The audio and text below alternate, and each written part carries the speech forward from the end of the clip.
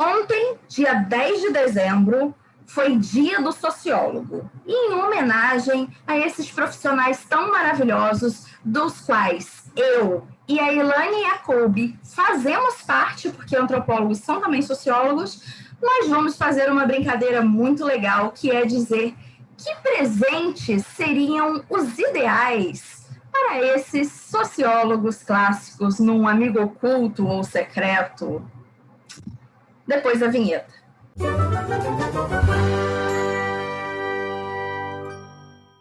Oi, meu bem, tudo bem? Eu vou apresentar, fazer uma mini biografia de cada sociólogo para o internauta incauto que caiu nesse vídeo e não conhece.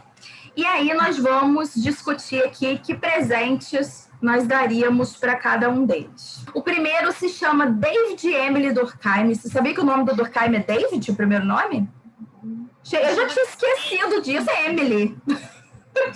É David Emily Durkheim. Ele nasceu em Epinal, na França, no dia 15 de abril de 1858, do signo de Áries, no zodíaco. Para os astrólogos de plantão aí, se desejarem saber, tá? O avô, o pai e o bisavô dele eram rabinos, mas mesmo assim ele levou uma vida completamente secular, apesar de continuar mantendo laços lá com sua família e com a comunidade judaica. Ele não rompeu, mas ele mesmo não seguia a religião. Alguns dos parentes do Durkheim enveredaram também pela antropologia, como o antropólogo Marcel Mauss, que era sobrinho do Durkheim, é um antropólogo famosão, clássico também.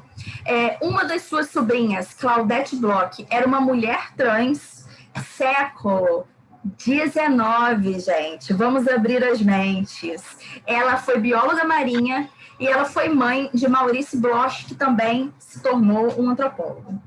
Durkheim, como foi um dos primeiros sociólogos e antropólogos, né, ele estudou direito, economia, filosofia, ciências da natureza, principalmente a biologia de Herbert Spencer, para quem é da área aí, e psicologia. Ele era um sociólogo positivista. Nós já fizemos um vídeo aqui no canal sobre positivismo. É só você clicar aqui no card que você vai dar uma olhada nesse vídeo, se você por acaso não assistiu ainda. E ele entendia que as sociedades eram regidas por leis gerais, que era dever do sociólogo identificar, tá? Ele se casou com Louise Dreyfus em 1887, teve um casal de filhos. Seu filho André morreu na Primeira Guerra Mundial em dezembro de 1915. Isso abalou muito a saúde mental do Durkheim e ele veio a falecer em 15 de novembro de 1917, 2 anos depois da morte do filho, devido a um acidente vascular cerebral. Tá? Teve um AVC, não resistiu. Olha, o Durkheim, eu lembro que ele é o primeiro sociólogo, né, que a gente lê. Né, as regras do método sociológico. Sim, né? O pai da sociologia, aquela coisa toda. Era muito cartesiano, porque, na verdade, ele queria provar, né, para as pessoas, matemáticos e pessoas e profissionais da ciência biológica, de que a ciência social era uma ciência. Né? Sim. E aí, muitas vezes, o Durkheim via tudo muito preto no branco. Ou era preto ou era no branco. Ele era muito cartesiano. Sim. Então, para começar, eu daria um livro para o Durkheim chamado 50 Tons de Cinza, para ele entender que não é nem branco nem preto, que dependendo da situação, nós temos escalas de cinza para explicar as coisas. Um segundo presente para completar, porque já a gente está falando de literatura, aí vamos falar de audiovisual. Ele tinha uma preocupação de o tempo inteiro dizer e explicar as coisas, né? Que o fato social, as coisas, eles usavam muito o termo as coisas. Então, obviamente, que o filme é a coisa, né? Para ele entender também. Também pode ser o livro. O livro ou o filme, a coisa. Mas o filme é muito interessante, porque eu lembro da minha. Você daria o filme antigo ou o filme novo? Antigo. Que a gente que era meio mal feito, era uma coisa meio mambengue assim, sabe? Né? E aí vinha aquela bola, aquela coisa, as pessoas corriam da coisa. Então tem gente que não quer saber de coisa. Sim, muito maravilhoso. E da coisa. Então nem tudo é coisa, né? Então eu acho que isso traria um pouco de ilustração para essa rigidez, né? Eu acho que ele ia ficar um pouco incomodado, né? Eu que a gente não se faz no incômodo, inclusive nosso próprio fazer antropológico, não é essa questão da gente se colocar no lugar de desconstruir as nossas pré-noções, as nossas verdades? Então, é isso. Então, eu também pensei num livro, né, para o Durkheim. O Durkheim tinha muita dificuldade com mudança, ele inclusive não incorpora a mudança na sua teoria, né? Quando a sociedade começa a mudar muito de repentemente, ele vai... Anomia, o conceito de anomia. Sim, não pode mudar, porque a sociedade é um organismo, e o organismo ele tem que ser todo regradinho. Então, eu daria um livro de autoajuda para ele entender que nós somos seres que, sim, mudamos, né? Não, Robina, ele é um pai de santo para jogar um búzios, para ver uma pessoa bolando, no santo, e depois a pessoa não ficar com hálito de cachaça. Então, poderíamos dar filmes do antropólogo Jean Rouch também para ele, seria excelente, que o Jean Rouch trabalhava também. Eu levaria ele no centro de experiência. Vamos lá, você ganhou um passeio. A gente leva... Dentro do Rio de Janeiro? Na periferia, né? Porque é centro bom, gente. Madureira? Não, longe. Campo Grande, área Zona Oeste, aqueles... Não, tabaco, o GAN. Aí bota ele vendo o povo, né, manifestando, né, bolando no santo. Experimenta 51 do Carmen. Do Carmen tá lá, né, álcool. Gente. Chega um Zé Pilintra, vira uma garrafa na frente dele, a mesma que ele estava segurando, e quando a pessoa, né, volta, cadê o hálito da cachaça? Explica, Durkheim. Nem formas elementares da vida religiosa explica isso. Não explica. Isso é maravilhoso. Explica aí. Vambora. Eu vou ter que fazer uma série ano que vem sobre esses antropólogos, sobre esses sociólogos, para a galera entender, né? As piadas internas aqui. Imagina ele dizer que eu sei que eu não sei. Imagina, ele sabia de tudo. Eu tinha que provar para os outros que ele sabia. Depois a gente um Rivotril para ele. Uma meditação. Sem antecipar o AVC do homem, gente. Vamos lá. Karl Marx, que é famoso, porém não muito conhecido, a galera só conhece superficialmente. Ele foi filósofo, sociólogo, economista, jornalista e teórico político alemão, que nasceu em 5 de maio de 1918 sob o signo de Touro. Apesar de ser um dos maiores críticos do capitalismo e da divisão de classes sociais, ele era um burguesinho. Ele veio de uma família de classe alta alemã, né? Aos 17 anos, ele entrou no curso de Direito, mas começou a ir para festa universitária, vida boêmia. Para acabar com essa vida bandida, o seu pai o transferiu para uma outra universidade, em outra cidade. Ele foi para Berlim, e foi lá que ele se mostrou um grande crítico dos governos e dos governantes. Suas inclinações para críticas sociais fez com que ele fosse vetado nas universidades, ele não conseguiu emprego, então ele começou a trabalhar como jornalista. Ele perdeu o seu emprego no jornal cerca de 1 ano depois de começar a trabalhar, em 1843, e foi quando ele se casou em segredo com Jenny von Westphalen, que a família dela não eram muito a favor desse casamento, não. Teve 7 filhos. 4 deles morreram ainda na infância, porque eles eram muito pobres, né? Eles viveram muito tempo uma pindaíba louca, né? Ele estava sempre perdendo empregos, tentando conseguir emprego sem conseguir, porque ele era muito crítico, e ele tinha uma carreira instável no jornalismo também. Então, eles viveram durante muito tempo das heranças que receberam de seus pais. 2 das filhas do Marx cometeram suicídio. Um detalhe interessante, todas as filhas mulheres deles tinham o mesmo nome da mulher, né? Jenny, mais um nome acompanhando. Então, a Jenny Leonor se matou 15 anos depois da morte do Marx, com 43 anos, depois de descobrir que o companheiro dela tinha se casado secretamente com uma atriz bem mais nova que ela. E a Jenny Laura, 28 anos depois da morte do pai, ela tinha 66 anos, e junto com o marido ela resolveu que não queria viver a velhice e se matou para não viver velha. O Marx também teve um filho fora do casamento, o Frederick Demuth, com uma militante socialista, empregada da família Marx. mas quem assumiu a paternidade da criança foi o Engels, né, seu companheiro de escritos. Karl Marx faleceu em 1883, 2 anos depois do falecimento da sua esposa, em virtude de complicações respiratórias causadas pelo excesso de tabaco. Que presente você daria para o Marx? Eu daria um PET de nicotina para ele poder pelo menos controlar, né, e pensar um pouco na saúde. Outra coisa que eu pensei, todas as fotos que a gente encontra do Marx, ele está muito cabeludo, muito barbudo, né? Eu acho que além de ter a experiência de uma barbershop, compraria algum produto para tirar o frizz. Dar uma hidratada.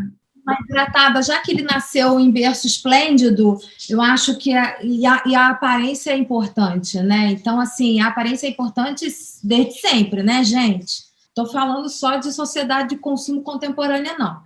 Agora, como você disse que o Marx estudou tanto, aquela coisa toda, teve uma vida privilegiada e aí passou por uma série de dificuldades, eu daria um curso de presente para ele de pesquisa de mercado. Olha! Que é uma época que começa a ter uma efervescência da produção de massa, dos shopping centers, e aí tudo era muito feito dentro do feeling do lojista ou do pequeno empreendedor. Então, acho que talvez esse entendimento que ele foi construindo sobre as diferentes situações de classe, possivelmente ele traria muitas contribuições para entender o porquê que as pessoas gostam do que gostam, escolhem consumir determinadas... E outra, né? A gente está falando de uma época, e aí tem o Veblen, que, enfim, a teoria da sociedade ociosa, que ele fala justamente como a gente se diferencia a partir, teoria da classe ociosa, como a gente se diferencia através dos vestimentos, a burguesia, a nobreza, é aquela burguesia que já entra numa de ser a entourage e quer imitar a nobreza e compra o título. Então, a gente está falando que o Marx teve aí uma época muito privilegiada de talvez ser um pioneiro nas pesquisas de mercado. Eu não sei se ele ia ficar muito fã assim, também da ideia, porque ele queria derrubar tudo. Talvez ele usasse esse curso para fazer revolução. Mas aí para você derrubar, você precisa entender. E outra, quem sabe ele poderia trazer uma outra perspectiva no sentido da importância das corporações de ofício, aquela corrida das pequenas cidades para as grandes cidades e todo esse alvoroço. Quer dizer, ele poderia ser, se ele falasse a língua talvez, do mercado, do capital, a mão invisível do mercado, talvez ele fosse um best-seller hoje, no sentido, né, da sua importância, e entender que a economia, ela não é a economia de mercado, ela é uma economia social. Então, eu já pensei, não como você pensou, de um presente para a época. Eu pensei o que eu daria a ele hoje, né? O que você daria hoje? Eu daria um iPhone com todas as redes sociais que ele pudesse utilizar para tentar pregar a palavra do socialismo online. Mas será que ele ia ter seguidor? Ia, né? E aí ele ia virar influencer, e ele... Imagina o Marx fazendo vídeo no TikTok. Você imagina o videozinho do TikTok do Marx contra o capitalismo? Ia ser trend. Então, aí precisava mudar de look, ele ia mudando de look. Isso! Aí ele pulava assim, ele tá com o macacão de operário, aí ele pulava de novo, tá com a farda, para mostrar que todos os trabalhadores... essa diversão e talvez... que a gente aprende na diversão, né? A gente aprende se divertir. Para poder mostrar todos os trabalhadores...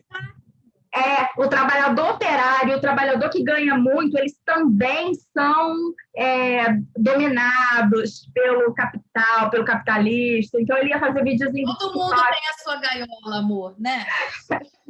Eu seja dourada de latão, Todos têm a sua gaiola. Pois é. Já pensou Marx lá fazendo dancinha do TikTok? Gente, muitas views, ia ser um influencer, eu acho. Agora fala do meu preferido. Maximilian Karl Emil Weber, também conhecido como Max Weber, nasceu em 21 de abril de 1864, também sob o signo de Touro, assim como Marx. Quase Tiradentes. Além de sociólogo, Weber foi jurista e economista alemão. Sua família possuía posses, né? E Weber foi educado com a rigidez da religião protestante e com gosto pelo estudo e pelo trabalho, que também refletem na obra dele aqui entre nós, né? Além da carreira acadêmica, ele atuou durante um tempo no cenário político alemão. Ele não foi muito bem sucedido na política. Ele era um homem muito rígido, com muita dificuldade de aceitar a ajuda financeira do seu pai. Ele achava que ele deveria se prover, só que carreira acadêmica, gente, demora um pouco para a pessoa alcançar a estabilidade, né? Coroas, é só coroa que a gente... Pois é, a gente vê quem está bem sucedido na carreira acadêmica é tudo velho. E ele, novinho, ele já queria se prover sozinho, ele tinha umas diferenças de opinião com o pai dele, que atrapalhavam muito a relação dos dois. Em 1887, a mãe do Weber decidiu viajar para visitá-lo, aí o pai dele não queria que ela viajasse sozinha, aí Weber não recebeu ele em casa, ele chegou lá e Weber expulsou o pai, uma confusão danada, né?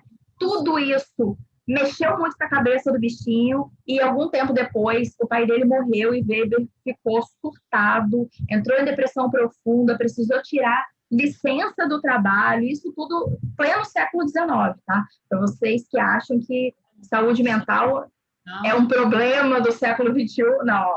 Ele se casou com a escritora feminista Marianne Schneider, eu não sei se é assim que fala o nome dela, porque quando eu ouvia sobre ela na graduação, era Marianne Weber. O casamento deles foi adiado várias vezes, porque o Weber queria conseguir o emprego antes, né?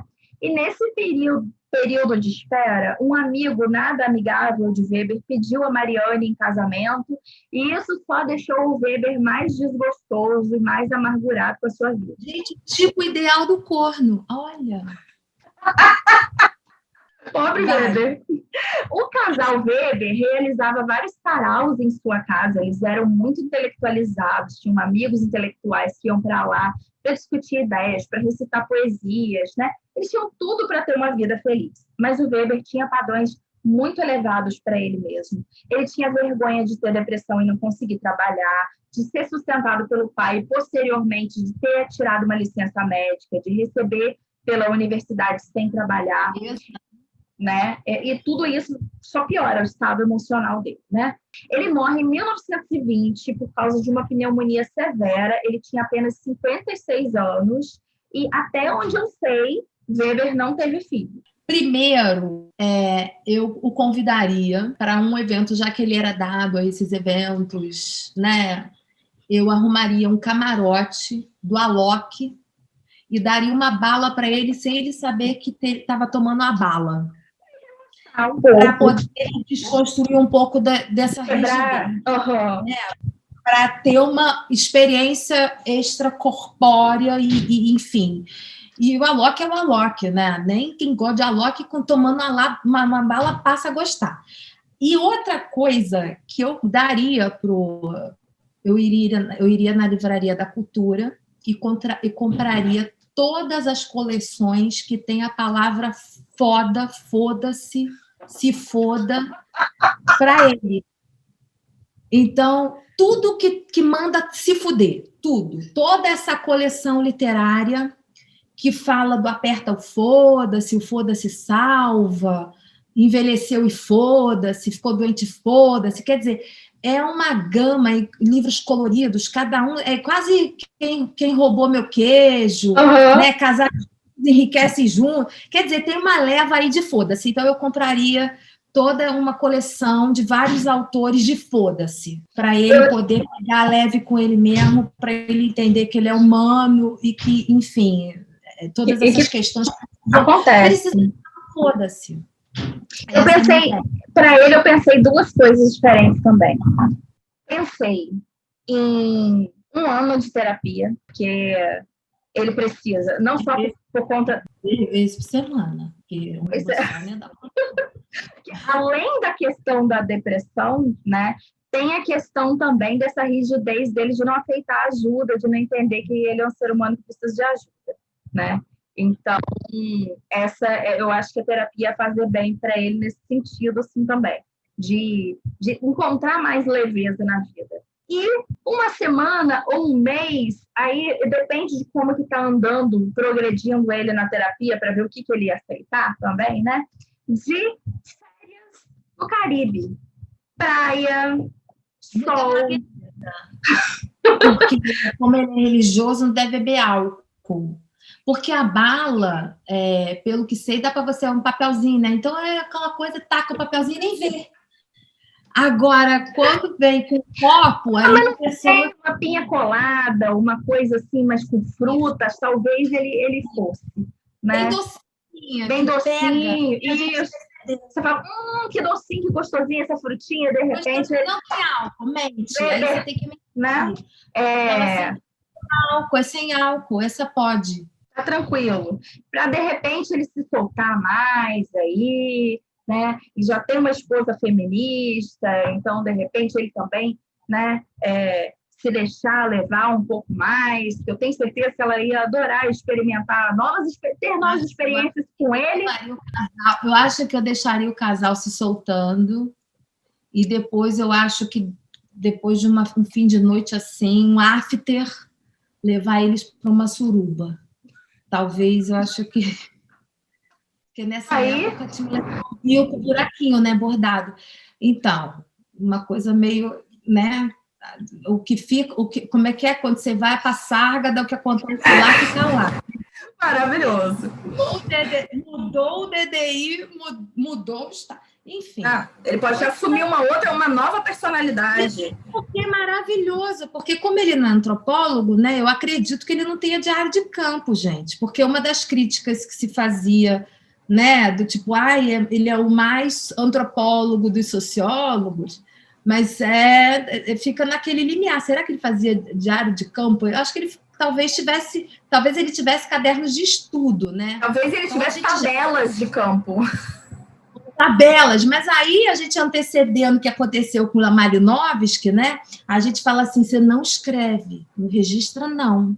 Você vai lá, vive, fica quieto, aproveita, se realiza, tem um autoconhecimento, te bota umas palavras até bonitas, porque o foda-se é meio agressivo, né? Então a gente autocuidado, né? Autoestima, a gente vai trazendo novos nomes.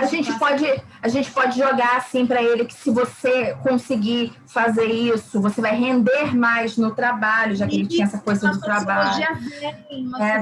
Da ética protestante, eu acho que a gente pode pegar um pouco por esse lado. Acho que ele ia curtir. E aí ele monta uma igreja depois, mais inclusiva, já naquela época. Olha...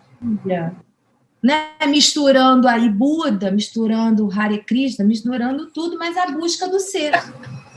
Sim. Do elemento mágico. Aí já puxa lá no moço que não viveu, mas aí leu quem viveu, né? Mas aí ele já seria um pioneiro e talvez uma inspiração para moço, né? Sim, verdade. É isso, deixar essa gente soltar. O Alok é bom. Bota até um telão assim com umas coisinhas aparecendo. Bota aquelas luzes que ficam piscando assim de discoteca, vai ser ótimo. Eu li num trabalho, eu li numa tese de doutorado que assim, os símbolos que aparecem são símbolos que tem na bala que é para você botar para poder expandir a consciência. É uma coisa de doido, amada, né? Coisa de doido. Você vê o povo expandindo a consciência geral. Olha, eu queria deixar claro aqui, YouTube, que nós não estamos fazendo apologia a drogas, tá? É tudo para motivo de piada e entretenimento apenas. E tudo tem tese, gente. Tudo tem tese, lá na CAPES, no diretório da CAPES. É tudo coisa séria. E isso é antropologia no Brasil. Isso são expressões, né? Enfim. E aí tem lá a mão invisível do mercado, né? pegando, catando todo mundo, levando para festa, isso aí. O último agora, não menos importante. Antes de falar desse sociólogo, eu já vou pedir para você se inscrever aqui no canal, deixar o seu gostei se você está achando esse vídeo muito sem pé nem cabeça. É isso mesmo. Se você está perdido, tá tudo certo. Se você está perdido e está dando risada, tá tudo mais certo ainda. E vamos para George Simmel. Também alemão, nascido em 1º de março de 1858, sob o signo de Peixes, Simmel é considerado o fundador da sociologia formal. Ele é filho caçula de pais de origem judaica, se batizou na igreja luterana, posteriormente se retirou da igreja, e apesar de manter um interesse filosófico na religião, ele não seguia, né? Seu pai foi dono de uma fábrica de chocolate, que não é do filme, tá, gente? Ele morreu quando o Simmel tinha 16 anos, deixou uma grande fortuna como herança para ele, e isso permitiu que ele, diferentemente do Weber, seguisse uma carreira acadêmica sem preocupações com as contas, né? Ele tinha um conforto financeiro e ele podia seguir carreira acadêmica sem precisar do dinheiro que ele trabalhava. Ele estudou História e Filosofia na Universidade de Berlim. Ele colaborou com Durkheim para a criação da revista L'Année Sociologique, um dos primeiros periódicos de ciências sociais do mundo. Em 1890, ele se casou com Gertrude Kinnell. Tiveram um filho, Hans Simmel. E ele era um estudioso das formas de associação humana. Falou do dinheiro, maravilhoso. Tudo que a gente sabe, tudo que a gente conversou no vídeo da semana passada sobre o Natal, seu momento de interação social, isso é muito a cara de Simmel, assim. Ele estudou sobre conflitos, ele falou, sabe aquela briga que você tem no Natal com seus parentes por causa de política? Tá tudo bem. Simmel ajudou a gente a entender que essas brigas também são interação social. Ele morreu em 1918, aos 60 anos de idade. Mas vamos ao que interessa. Nós precisamos presentear esse moço, né, que escrevia de forma tão mais leve que o Weber. Nossa, delicinha. Olha, eu daria para o Simmel a coleção de Sex and the City. Assim, vai ter o coquetismo, vai ter o dinheiro, vai ter a questão dos conflitos, vai ter tudo. E melhor, na voz de mulheres, porque na época dele as mulheres eram, enfim, a gente historicamente sabe hoje, se a gente tem essa invisibilidade, imagina na época que Simmel era jovem. Então, é maravilhoso. Eu queria muito que ele fosse amigo de Samantha. Eu tô datada, né, gente? Depois vocês dão uma procurada aí. Mas a Carrie, ela tinha muitos conflitos, assim, ela não sabe se vai, se fica, se vai. Mas Samantha, ela vai. E aí eu acho que Samantha indo tem uma coisa que explica os conflitos, a questão de, por exemplo, a importância de mostrar riqueza através de uma marca de bolsa, e aí tem como é que funciona as paqueras, o ser coquete, enfim, o Simmel vendo todas as temporadas, ele vai dizer, olha que eu estava certo. Então deve ser uma delícia. Eu daria para o Simmel talvez ver Sex and the City seja um bom preparador para o meu presente. Eu daria a ele uma vaga num reality show. Pode ser BBB. Não. Pode ser A Fazenda. Porque é mais roots. Pode ser qualquer... Sabe, interessante também, eu não sei se você já assistiu, tem na Netflix, The Circle. Ele é exclusivo da Netflix. Ele é um reality show e uma competição assim, que as pessoas elas ficam confinadas dentro de um quarto e elas interagem por uma tela, tudo virtual. Elas não sabem a aparência real das pessoas. Você pode mentir no seu perfil que você cria, você pode botar fotos falsas. E esse seria talvez uma experiência ainda mais interessante para o Simmel. Acho que a gente pode dar uma vaga para ele no The Circle e na Fazenda. Porque se ele participar desse The Circle, eu acho que ele pira, aí vai ficar igual o outro. Mas tem que ter uma preparação, né, amiga? Tem que ter um KY. Porque o negócio... A gente bota ele primeiro na Fazenda e depois bota ele no The Circle. Agora, para o Moço, que você... Depois vocês procuram o Moço, gente. Para o Moço, a gente tinha que dar uma passagem para ele para Nova Guiné, tinha que dar uma passagem para ele... Sair do gabinete. É óbvio. Tinha que botar ele lá nos Yanomami. Gente, porque essa coisa dele, dessa dicotomia de pegar a herança do tio, né? O sociólogo cartesiano que A mais B igual a C. Aí tem que pegar essa escola, né? Tem que pegar esse ferrolho, né? Esse herança. Aí, mas ao mesmo tempo ele tem essa vontade, e aí ele fica ávido, né, em beber da fonte de outros antropólogos que tiveram a chance, a coragem ou a insanidade de se jogar num trabalho de campo.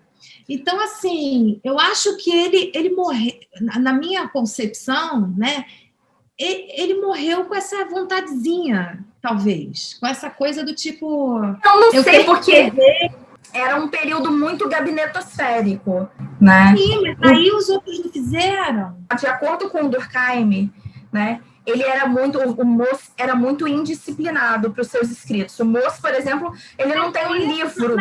Sim, não tem um livro, mas aí se ele tiver um bom orientador, que dá uns esculachos nele, né, e bota a regra, porque o que acontece? Eu acho que ele tinha que ir para uma tribo pegar umas malárias, pegar uma tribo para ele poder ter essa experiência de sair do livro e, de fato, se deixar levar pelo campo. Vamos fazer esse extra, então. Vamos fazer esse extra. Para o Marcel Moço, eu daria uma vaga no Largados e Pelados. Isso. E depois ele escreve, que nem o Jean Willis. Porque o Jean Willis foi meu colega de doutorado. Olha! A gente já tinha se conhecido num show da Vanessa da Mata, na estreia dela no Rio de Janeiro, no Canecão. Aí ele gostou do meu vestido, veio elogiar meu vestido. Foi assim que começou. Aí eu falei para ele, volta para a academia, menino. O Peter Fry vai te amar, a Laura Graziella, minha orientadora, vai te amar. Bom, um ano depois estava Jean Willis lá na UF.